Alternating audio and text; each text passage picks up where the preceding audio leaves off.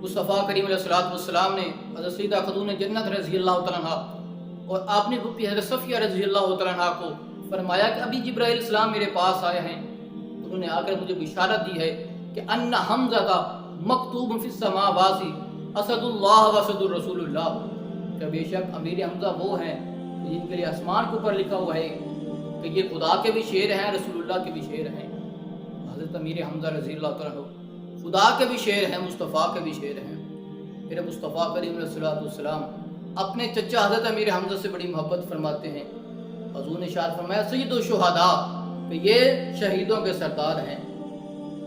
जब अहले मदीना को बच्चे पैदा होते वो गोद में उठाकर हुज़ूर की बारगाह में लेकर आते और आकर अर्ज़ करते कि या रसूलुल्लाह सल्लल्लाहु अलैहि वसल्लम आप इनको गुट्टी दें, उनका नाम भी रखें। वो बच्चे कितने खुश नसीब हैं कि जिनको गुट्टी देने वाले मुस्तफ़ा करीम हैं, जिनका नाम रखने वाले मुस्तफ़ा करीम हैं।